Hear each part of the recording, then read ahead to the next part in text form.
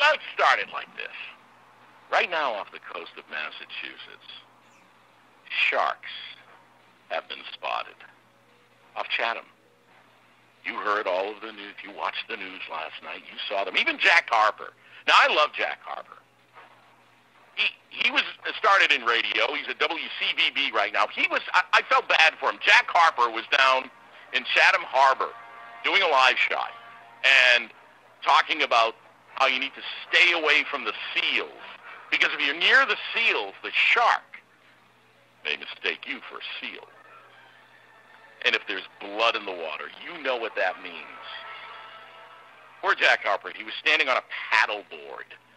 I felt so bad for him. It looked so undignified because he really is a dignified reporter. Well, look, blood in the water means a lot of things. Right now, Charlie Rangel is in the political fight of his life.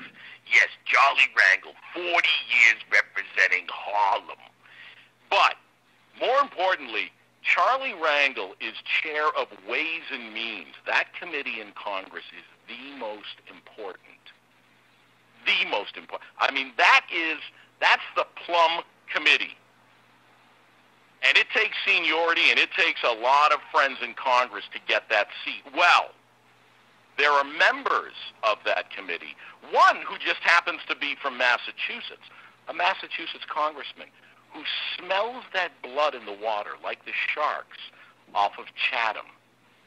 And he has already started his campaign, which, by the way, is not protocol. Even Congress, there's honor amongst thieves. You don't wait until the guy is really kicked out. There's just an acting chair of the committee, and it's not this man. I am talking about Congressman Richie Neal. You may or may not know the name. He represents the 2nd District here in Massachusetts. I like to refer to him as Congressman Slippery Neal. You may remember, if you read the Boston Herald, he was the guy the day after 9/11 who made those comments about George Bush. Oh, he's really stupid, but he's getting all the credit for being a strong president now. Yeah, he said those kind of things. Nice guy, Slippery Neal. Well, he's got 2 Republican opponents this time out. A Dr. Jay Flightman, a physician from Florence, which is just outside of Northampton, but also Tom Wesley, a Republican, and he joins me now on the phone. Good morning, Tom. Good morning, Jim. It looks like How we're are going to you? have to get a bigger. Doing well. We're going to get a bigger boat. It sounds like to keep it. We're going to have to get a bigger boat. Look, there's blood in the water, and the man that you want to face is doing everything he can to get Charlie Rangel's job. He's not even waiting for the body to be cold. Can you explain to me, I know you're not a congressman yet, but can you explain to me exactly how you get the chairmanship of Ways and Means, and what's Richie Neal doing? I'll tell you, it would appear that the one with the biggest bank account has the biggest advantage. You know, Richard Neal, since March, has given over $410,000 to his congressional colleagues. You know, I think he's simply trying to curry favor with them to vote favorably on his chairmanship and to lobby on his behalf. He's also Well, wait a minute. This is maybe folks wouldn't understand this, Tom. Now, we think of donations to politicians. We think, okay, I make a donation to Tom Wesley. He's running as a Republican candidate for the 2nd Congressional District. I give you a donation. You may take that donation and give it to another congressman? Yeah, I don't get it. Explain it to me. Well, it's completely legal. It just seems completely immoral.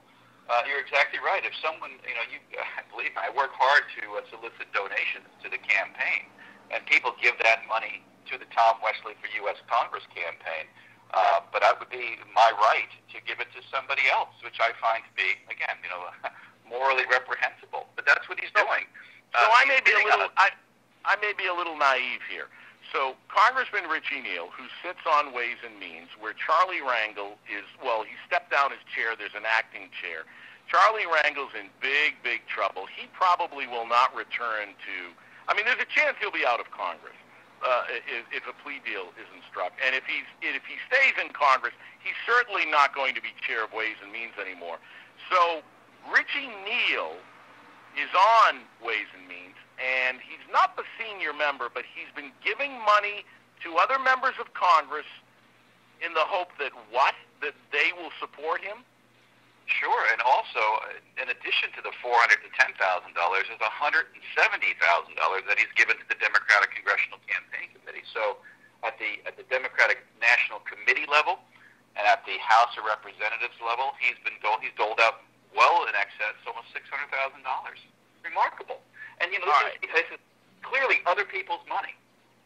I made a donation to Richie Neal, and Richie Neal is taking that donation and he's giving it to other members of Congress, not to further the cause of helping, the district that runs from, I can't believe it, from Northampton all the way to Milford.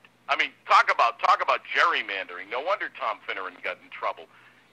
The district that Richie Neal covers runs south of Worcester and through your town.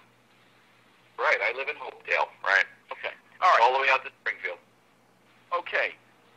Richie, what's the maximum that you can take as a contribution running for Congress? What's the if I wanted to give Tom Wesley the biggest donation I could give him, what do I give him? Well, there's the primary cycle and the general election cycle, but all told, in a 2-year cycle, $4,800 per person. $4,800 per person. Now, can I set up other political action committees? Can I have other committees that are under my control where you can make bigger donations? Well, political action committees can make a $5,000 donation. And so you look at where Richard Neal gets his money, well over 2/3 of it comes from those political action committees. So in many ways, he's fishing with other people's money, which is what a typical congressman does, right? He gets to spend other people's money all the time. And this is the way it's working in politics now. There's a big shell game going on where money goes in one side in somebody's pocket and winds up in somebody else's pocket later on. We're talking with Tom Wesley. He is a Republican candidate for the 2nd congressional seat in Massachusetts, which is held by Congressman Richie Neal, or Slippery Neal, as I like to call him. And Congressman Neal smells the blood in the water. He's on Ways and Means. He wants to be the chair. He's raising money to pay off other members of Congress, donate to their campaigns, so they will vote for him as chair of Ways and Means. I think we nailed that down, didn't we, Tom? Yeah, I think so. Okay. Now, how can I know that you hold fundraisers. What kind of fundraisers has Richie been holding, and who's been going? I can tell you they're not people like you and me. I don't know. You like baseball, you like music. When I go see the Red Sox or go to a concert, I'll shell out $100 or so to buy a ticket. When you want to see a concert with Richard Neal, it could cost you $2,500, and that's what he's doing. He's been holding. Whoa.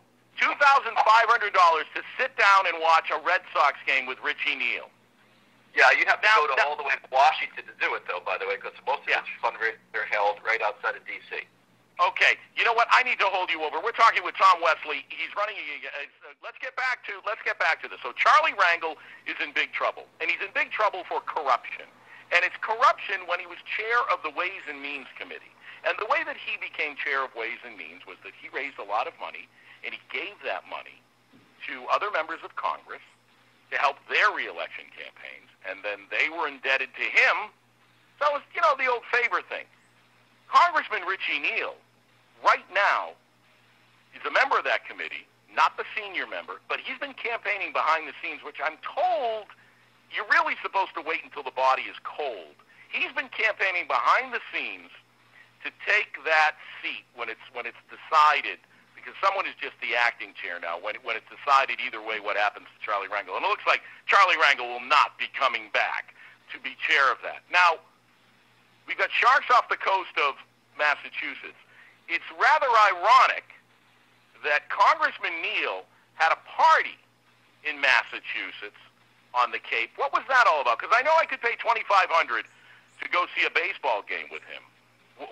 I could spend some time at the Cape with him for another amount of money? Who doesn't love to go to the Cape? I mean, so I love it. Chatham Bar's Inn, a lovely place to be.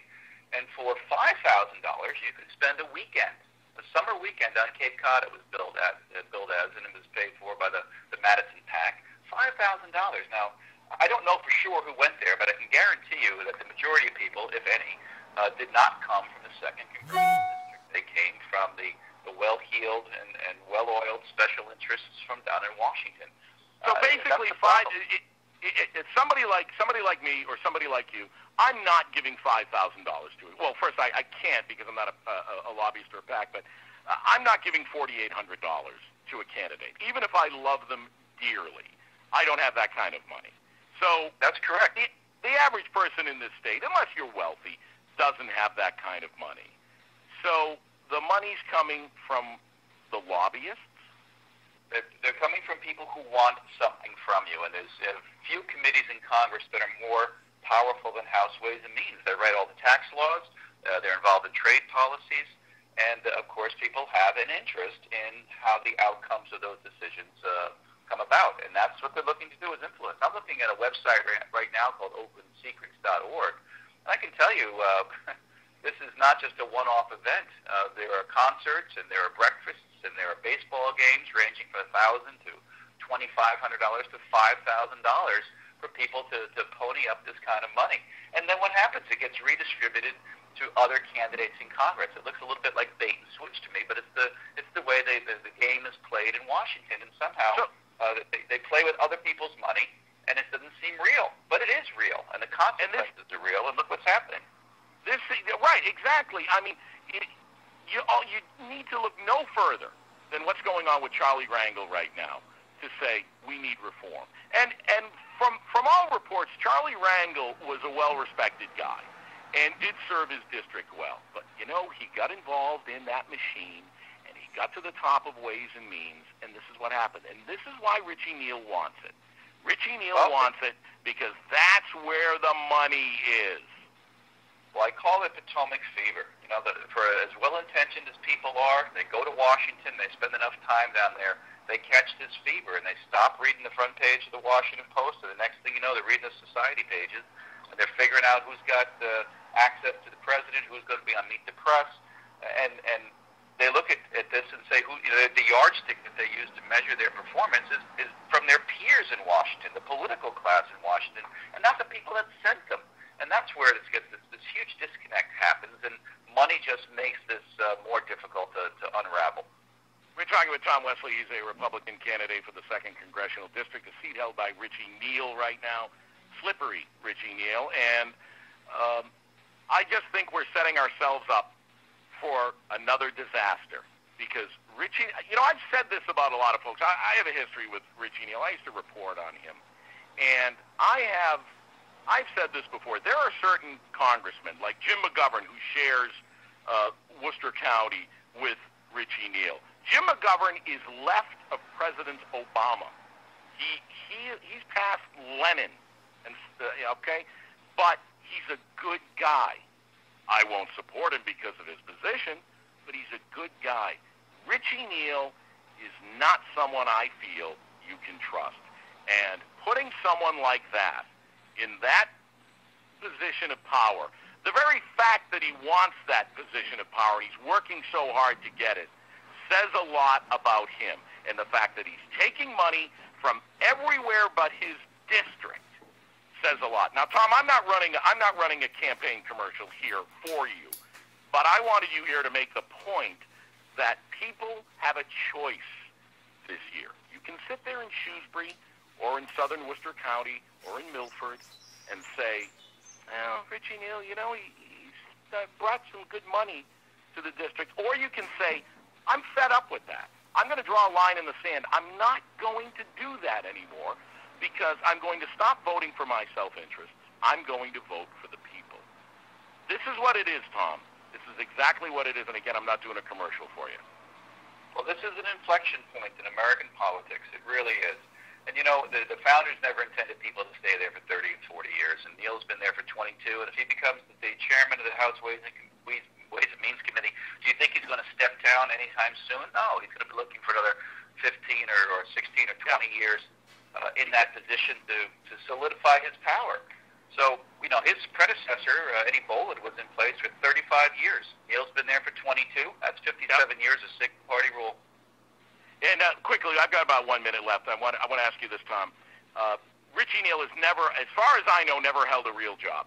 Never held a real job. He's been in politics all of his life. So he has no idea what the real world is like. He's been in politics. The only real job, I think he teaches one course up at UMass. Now, every check has come from a government agency. Right, every check has come from a government agency. In the 60 seconds I have left, I want you to tell me what you used to do and what you do now, quickly. A career citizen all the way. I'm a Merchant Marine Academy graduate, a naval officer, a Navy pilot, worked in big business and sales and marketing and aerospace and defense. Now, I want to hear about your Navy. I want to hear about your service, because I always thank everybody for the service. What did you do in the service?